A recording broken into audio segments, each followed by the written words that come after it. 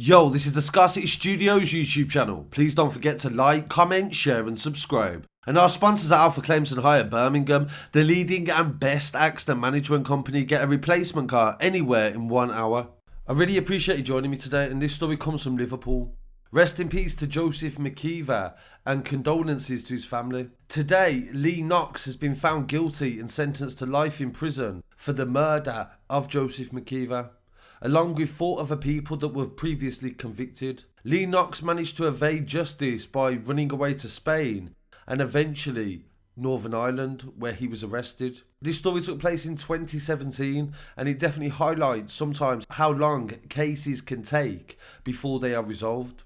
In this video, we are referencing court reporter Neil Dockin in relation to the trial. On June the 15th, 2017, a blue Ford Focus ST was picked up on security cameras heading through Anfield. Just before 5 to 11 in the morning, it mounted a kerb on Wyre Road in Everton and drove onto a patch of wasteland behind St Domingo car park. 2 minutes later, the stolen car was set on fire. Firefighters arrived and the arsonists were long gone, but after putting out the flames inside the boot, they made a horrific discovery: the battered and charred remains of a man's body. This was one of a series of arsons on vehicles in Merseyside on that day. On the same afternoon, a silver Citroen van was found burnt out in Burton's Way in Kirkby, just off junction 6 of the M57. Shortly after midnight, a black Renault Megane was found burnt out in Newsham Park in Fairfield. The man in the boot of the car was Joseph Mckeever. The Renault Megane that was burnt out in Fairfield belonged to him, and the Citroen that had been used to transport him to his death. A murder investigation was launched immediately. It was days before police were able to identify the victim due to the heavy fire damage and the horrific nature of the injuries that he had. It was a tragically complex case, and the pathologist Dr. Paul Johnson attended the scene and found the body face up in the back of the car. He was covered in blood-stained clothing and trainers. A post-mortem examination revealed the Walton man had been strangled with a ligature, leaving marks around his neck, and his voice box was crushed. The pathologist went on to say the victim had been strangled at least twice, and that was one of the causes of death, along with a blunt force head injury that caused brain damage. He also suffered 2 broken kneecaps, shattered to pieces in a way that the pathologist said he had never encountered before.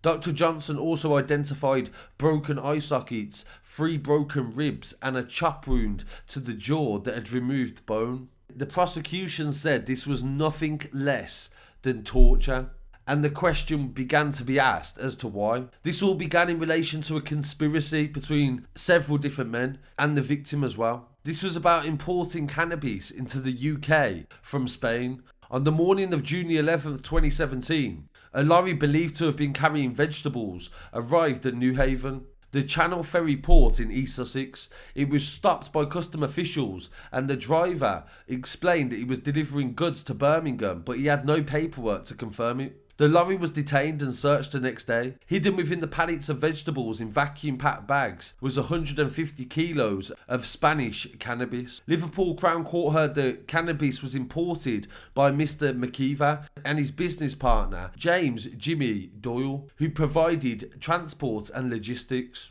The intended customers were 2 men, a crack cocaine and ecstasy dealer called Lee Knox, who was 40 years old at the time, and a young mechanic, 21-year-old Jamie Grimes. For around a year, the 2 of them had been involved in the wholesale supply of cannabis in the Merseyside area, and there was massive profits to be made. Knox was then living in the Melling area, and the jury were told that the cannabis he had sourced in Spain was the best, and it sold for £3,000 a kilo on the continent, but in Liverpool it could be doubled. So the street value, they said, was £900,000, and this failed to arrive in Merseyside, and Lee Knox wanted answers. They began to try to locate and determine what had happened to the shipment, and of course they had to contact Mr. Mckeever.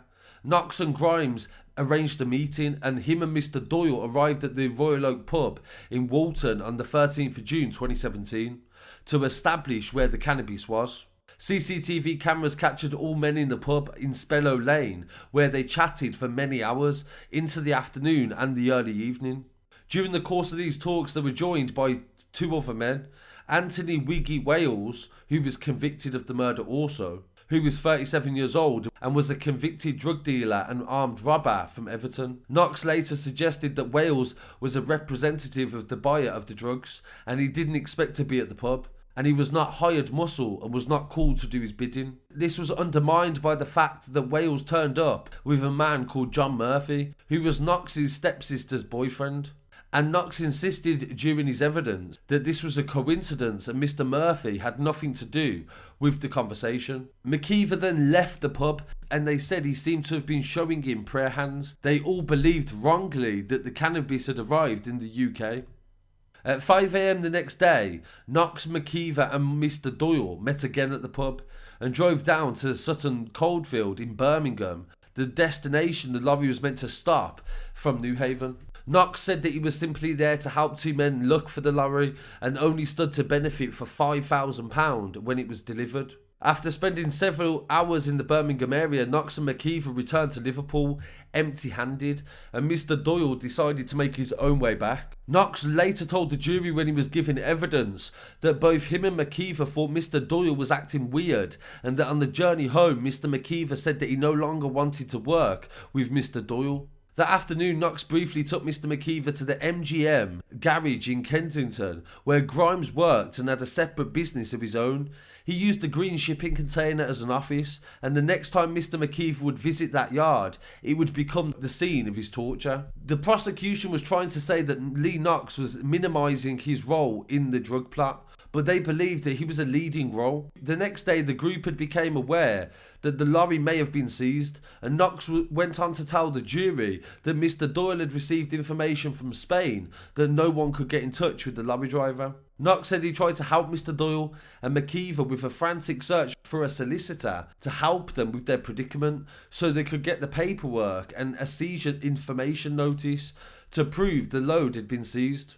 Lee Knox said in court that drugs being seized during trafficking was a risk, and obviously it was written off and nobody could do anything about it. But he said at this point people were suspicious and they thought that Mckeever may have stolen the drugs. Lee Knox took Mr. Doyle to the solicitor to make calls to the custom on his behalf, but the solicitor wouldn't agree to do that. For whatever reason you decided Joseph Mckeever was in some way involved in taking your cannabis, you had jumped to a wrong conclusion. The police actually followed Knox for the use of his certain mobile phone. He had a Samsung device and it was switched off when he was at the yard, but he also owned a Nokia, a tumbler phone, that was able to hide and randomly generate different numbers to disguise the phone's location. The horrifying events of what took place at the yard was the main focus of every trial. Just before 6 PM, Mr. Mckeever was seen alive for the last time. He was heading towards the container with Lee Knox, Grimes and Wales. Less than 2 minutes later, Grimes was dispatched to collect something to tie Mr. Mckeever up with and a weapon to beat him. CCTV showed that he went to the garage and returned with a long silver tool and backstrapping. Then the torture began. Most of Mr. Mckeever's kneecaps were broken and he received a massive brain injury, possibly from being hit with a tool, which would have ultimately caused his death. Knox directed the violence and he spent a total of 3 hours and 8 minutes in the container with the victim. Lee Knox said in court he was scared of Wales and he tried to get this cocaine snorting monster to stop attacking his friend. Because Lee Knox actually became part of the prosecution, he was trying to lessen his sentence and dismiss any involvement. But even though he did turn into a witness, he actually has been jailed anyway for murder. Grimes is said to have repeatedly punched Mr. Mckeever and tied him up before patronising him and asked him about the missing load. He said that the victim had a black eye and could still talk when they left the garage, but the prosecution said this could not have been true. During the torture, Dylan Owen, 23 years old, a young friend of Grimes, who often fixed motorbikes at the garage, didn't enter the container, but the civil engineer drove away Mr. Mckeever's Megane. He later torched it in Fairfield, and it was also him who set fire to Grimes' Citroen on the field off the M57. Police found bloodstains inside the container, on the door frame, the wall, a filing cabinet, a radiator, a swivel chair and a desk. Forensic scientists said there was a hydraulic press and they found blood drips on top of it as well. Mr. Mckeever couldn't give his torturers any information about the missing load because he didn't take it. However, during the hours of torture, he said that Mr. Doyle had a unit in an industrial estate and he told them there was cannabis there. CCTV showed Grimes gathering plastic sheeting and clearing out of his Citroen van to put Mr. Mckeever inside and reversed it onto the container. He ensured that a faulty rear light was fixed to ensure that they wasn't stopped by the police. They needed somewhere to take him, so they went to Burscough and recruited a drug dealer named Carl Kelly, who was 32 at the time, to find a location. He arrived at the garage, and after Mr. Mckeever was put in the back of the van, the group left the site at 10:20 p.m. They headed to Picton Crescent in Wavertree, home of another drug dealer, Darren Colsey. He was 23 years old at the time, and the victim was taken to the flat and dumped in the kitchen. In the meantime, Grimes drove Knox and Wales to West Lancashire, where they commenced a fruitless search for Mr. Doyle's unit. Knox may have been surprised that prosecutors were able to say with certainty that he went to Burscough, but once again his Tumblr phone proved that he was there. The three men were away for 3 hours, during which time Kelly and Colsey guarded Mr. Mckeever but did nothing to help him. They didn't find Mr. Doyle's unit, but if they had found it, there was 155 kilos of skunk cannabis that the police found 6 weeks later, valued at £1.5 to £2 million. This was a totally separate consignment to the one that they had lost, but it would have actually potentially saved Mr. Mckeever's life if they had found it. But due to the fact that they got carried away and all of them were under the influence of drugs, they overlooked this aspect of it. So when they failed to find the unit with the cannabis in, Knox and Wales returned to the flat angry and frustrated. Grimes went home, although Knox and Wales, fueled by cocaine, further interrogated Mckeever there. However, at one stage, he was to send his girlfriend a message saying that it was like an episode of Power. And this is a US crime drama that is actually created by 50 Cent. So it goes to show the delusional state that they was in, where they was thinking the torturing and murdering of this innocent man was like a crime drama. The conclusion of the first trial said the teenagers reflected what was happening to Mr. Mckeever at the hands of Knox and Wales. The police found the victim's blood in the kitchen of his flat, on the microwave and on the wall. Scientists were able to identify Knox's fingerprints inside the blood as well. His DNA was identified from a cigarette butt that was doubted at the back of the sofa, and this also had the DNA of the victim. Knox said that he had no choice but to get involved, and he admitted to being in the flat. Meanwhile, a mattress that was doused in petrol lay in the living room with bloodstains on it, and around it was consistent with stamps in wet blood. At some point, Mr. Mckeever was strangled, probably with a rope that was left on him but was burnt away when he was set alight inside the car. The judge said that around 6 a.m, Grimes returned to the flat. He was in the flat for around half an hour. It's a proper reference that the final episode of the strangulation occurred at this time, whether it was at his hands or at the hands of Knox or Wales. The other defendant, Kelly, had gone home at this time and also had gone out to buy beers.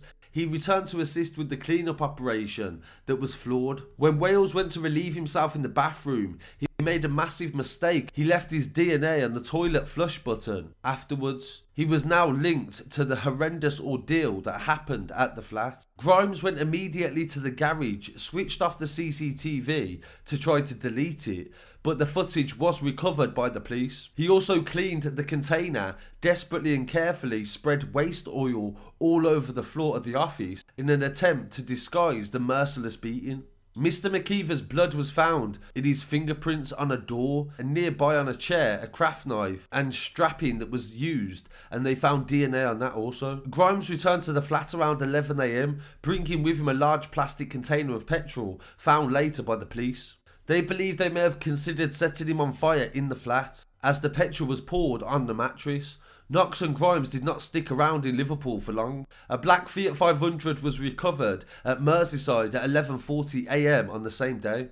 They were carrying Knox and his driver Grimes, and by 8:30 they had boarded a Eurostar train from Folkestone to France. However, Knox already had plans in place to dispose of Mr. Mckeever's body. Colsey and Kelly returned to the flat, where they were met by unknown men in a blue Ford Focus just before 5:30.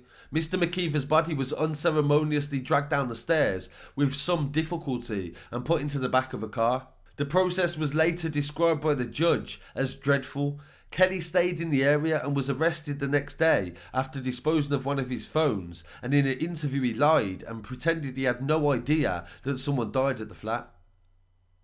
Colcosey fled to Manchester, got rid of his phone and brought a new one, and then travelled to Nottingham, where he was arrested a fortnight later. Wales was arrested and interviewed in August 2017. The dad of 5 made no comment at all during questioning and wasn't initially charged. He pled guilty after hearing the case against him at the second trial.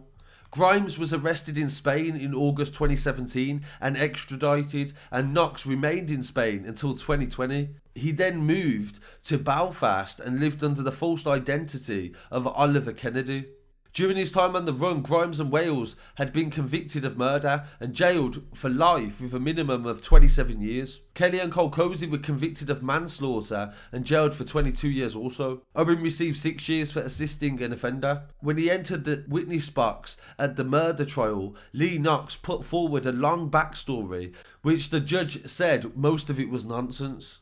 The prosecution said that Lee Knox had a long time in the sun to think of a story. He even started to cry in court, they said, and he said that he was terrified of Wales and that he even tried to resuscitate Mr Mckeever when they was in the flat.